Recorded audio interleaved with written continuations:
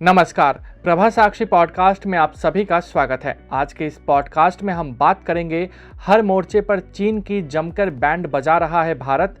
String of pearls के जवाब में स्ट्रेटेजिक रूप से अहम नेकलेस ऑफ डायमंड्स। तो आइए सुनते हैं आज के इस पॉडकास्ट को, लेकिन उससे पहले अगर आपने हमारे चैनल को सब्सक्राइब नहीं किया है तो ज़रूर कर ले, ताकि हर रोज़ आप ऐसे ही इंटरेस्टिंग और जानकारीपूर्ण पॉडकास्ट सुन सके। हर गुजरते दिन के साथ चीन भारत के लिए और भी बड़ा खतरा बनता जा रहा है। चीन ने रणनीतिक तरीके से भारत को घेरना भी शुरू कर दिया है। चीन ने हाल के कुछ सालों में नेपाल, पाकिस्तान, म्यांमार और श्रीलंका के साथ अपनी नज़दीकियां बढ़ाकर भारत के खिलाफ स्ट्रेटेजिक प्लानिंग में लगा हुआ है। विशेषज्ञों ने उसे स्ट्रिंग ऑफ पर्ल्स का नाम दिया है। आपको ये लगता होगा कि चीन हमेशा अपनी सीमा से आगे बढ़कर बॉर्डर वाले इलाकों के जरिए भारत में कब्जा जमाना चाहता है, लेकिन ये अकेला ऐसा इलाका नहीं है जहां से चीन भारत को घेरने की कोशिश करता है। लेकिन ये समझना चीन को भारी पड़ सकता है कि भारत इस मामले पर केवल हाथ पर हाथ धरे बैठा है।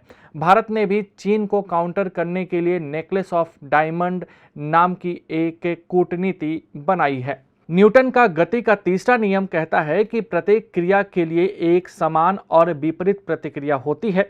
इसी प्रकार भारत की तैयारियों के बारे में बात करने से पहले आपको ये जानना बेहद ज़रूरी है कि आखिर चीन क्या कर रहा है।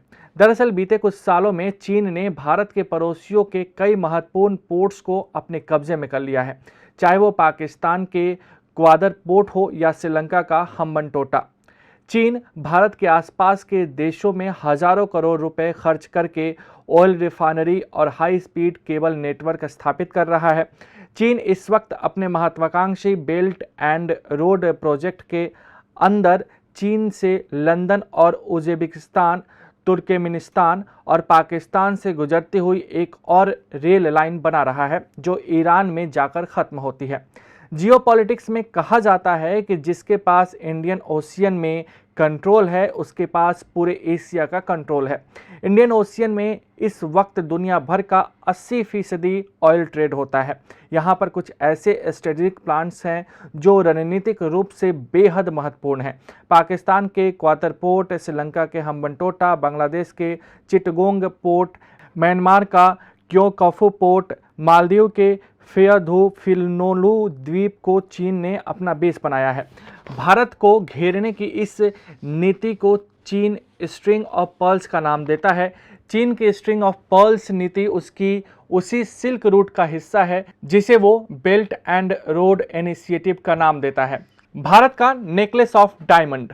भारत ने अपनी समुद्री सुरक्षा रणनीति के लिए मोजाम्बिक चैनल समेत दक्षिण पश्चिम हिंद महासागर, चीन के भारी निवेश वाले पूर्वी अफ्रीकी तट को बेहद अहम मानता है। विश्लेषकों का मानना है कि यह अभ्यास हिंद महासागर में पूर्वी अफ्रीकी देशों और द्वीपीय देशों के साथ रक्षा संबंधों को मजबूत करने के प्रयासों का हिस्सा है। पिछले कुछ सालों में हिंद महासागर भारत और चीन के बीच टकराव का नया केंद्र बनता जा रहा है। भारत ने चीन की स्ट्रिंग ऑफ पर्ल्स की नीति को मात देने के लिए नेकलेस ऑफ डायमंड नीति को मजबूत करना शुरू कर दिया है। अब हम आपको बताते हैं कि आखिर क्या है पूरी स्ट्रेटजी।